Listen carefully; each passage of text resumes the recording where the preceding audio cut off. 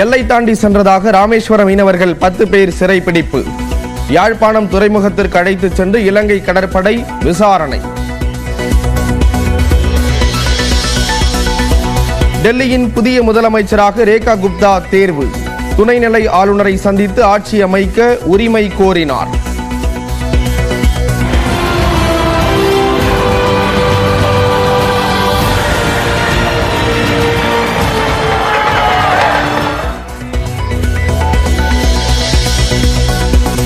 டெல்லியின் 4வது பெண் முதலமைச்சராக இன்று பதவியேற்கிறார் ரேகா குப்தா. ராம்லீலா மைதானத்தில் நடைபெறும் பதவியேற்பு விழாவில் பிரதமர், உள்துறை அமைச்சர் உள்ளிட்டோர் பங்கேற்கின்றனர். டிஎன்பிஎஸ்சி குரூப் 2A முதன்மை தேர்வுக்கான உத்தேச விடை பட்டியல் இணையதளத்தில் வெளியிடப்பட்டது.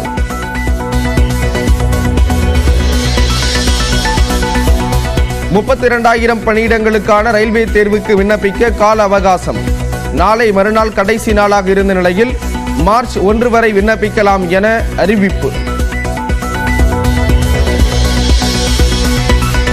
தேர்தல் நேரத்தில் அறிவித்த வாக்குறுதிகளில் 90 விழுக்காடு நிறைவேற்றம் என முதலமைச்சர் மு.க. ஸ்டாலின் பெருமிதம்.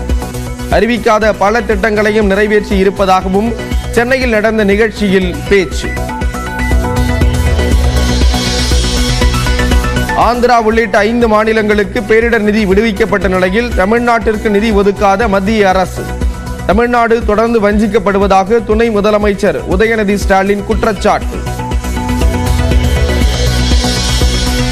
பாலியல் குற்றச்சம்பவங்களை தடுக்க தமிழக அரசு தவறிவிட்டதாக எடப்பாடி பழனிசாமி குற்றச்சாட்டு. நிதி விவகாரத்தில் தமிழ்நாடே கொந்தளிப்பில் இருப்பதை மடைமாற்றி பாஜகவை இபிஎஸ் காப்பாற்றுவதாக அமைச்சர் ரகுபதி பதிலடி.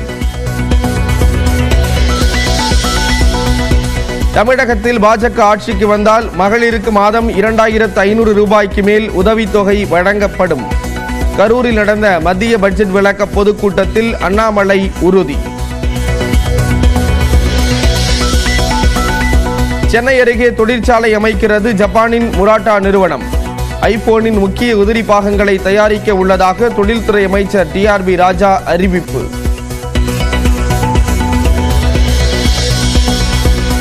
அமைச்சர் செந்தில் பாலாஜியின் ஜாமீனை ரத்து செய்ய வேண்டும். ஜாமீன் நிபந்தனைகளை மீறி விசாரணையை தாமதப்படுத்தியதாக உச்சநீதிமன்றத்தில் அமலாக்கத்துறை புதிய மனு. பெரம்பலூர் மாவட்டம் சின்னாற்று பாலம் அருகே தீப்பிடித்து எரிந்த ஆம்னி பேருந்து. பயணித்த 23 பேரும் பத்திரமாக மீட்பு.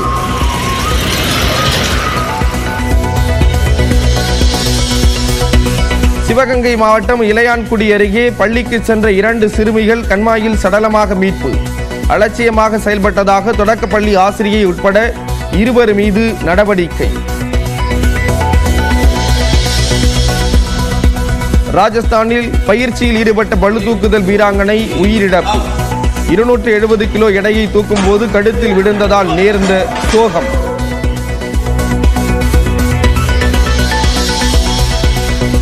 கும்பமேளாவில் பக்தர்கள் புனித நீராடும் நீர் குளிக்க மட்டுமல்ல குடிக்கவும் உகந்தது என உத்தரப்பிரதேச முதல்வர் யோகி ஆதித்யநாத் விளக்கம்.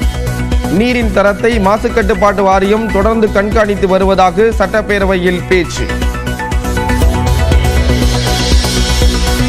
துருக்கியின் இஸ்தான்புல் நகரை தாக்கிய பனி புயல். சுமார் 200 விமானங்களின் சேவை நாளை வரை ரத்து. சாம்பியன்ஸ் கோப்பை கிரிக்கெட் தொடரை வெற்றியுடன் தொடங்கியது நியூசிலாந்து. கராச்சியில் நடந்த போட்டியில் 60 ரன்கள் வித்தியாசத்தில் பாகிஸ்தானை வீழ்த்தியது. 21 ஆண்டுகளுக்கு பிறகு ரீரிலீஸ் ஆகிறது சேரனின் ஆட்டோகிராஃப். AI தொழில்நுட்பத்தில் அறிவிப்பு வெளியிட்ட படக்குழு. டெல்லியின் புதிய முதலமைச்சராக பாஜகவை சேர்ந்த ரேகா குப்தா இன்று பதவியேற்க இருக்கிறார். முதல் முறை எம்எல்ஏவான ரேகா குப்தா நாட்டின் தலைநகரின் முதலமைச்சராக தேர்வு செய்யப்பட்டது ஏன் என்று இந்த தொகுப்பில் பார்க்கலாம்.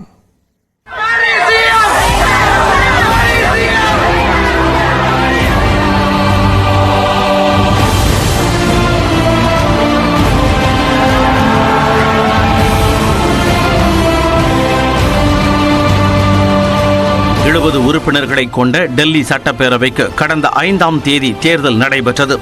இதில் பாஜக 48 இடங்களை கைப்பற்றி 27 ஆண்டுகளுக்கு பிறகு ஆட்சியை பிடித்தது. யார் முதலமைச்சராக தேர்வு செய்யப்படுவார் என 10 நாட்களாக குழப்பம் நிலவி வந்த நிலையில் டெல்லியில் மத்திய பார்வையாளர் ரவிசங்கர் பிரசாத் தலைமையில் நடந்த பாஜக எம்எல்ஏக்களின் கூட்டத்தில் ரேகா குப்தா முதலமைச்சராக தேர்வு செய்யப்பட்டார்.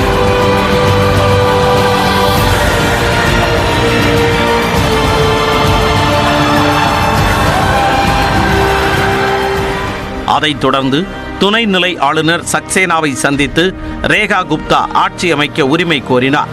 பின்னர் செய்தியாளர்களிடம் பேசிய ரேகா குப்தா இந்த வாய்ப்பை தனக்கு வழங்கிய பிரதமர் மோடிக்கு நன்றி தெரிவிப்பதாக கூறினார்.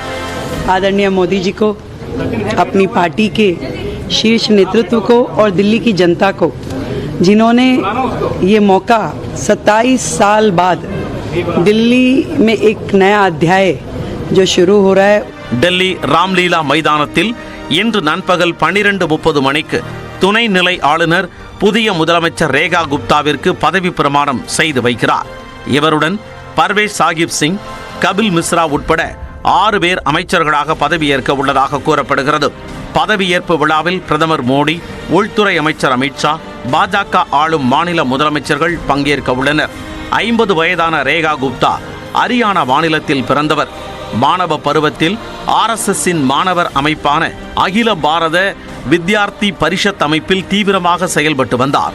1996-97ஆம் ஆண்டில் டெல்லி பல்கலைக்கழக மாணவர் அமைப்பின் தலைவரானார். வழக்கறிஞராக தனது வாழ்க்கையை தொடங்கினார். 2007ஆம் ஆண்டில் உள்ளாட்சி தேர்தலில் கால் பதித்து உத்தரி பிதாம்புரா கவுன்சிலராக வென்றார். தொடர்ந்து 3 முறை கவுன்சிலராக பதவி வகித்த இவர் தெற்கு டெல்லியின் மேயராகவும் முத்திரை பதித்தார்.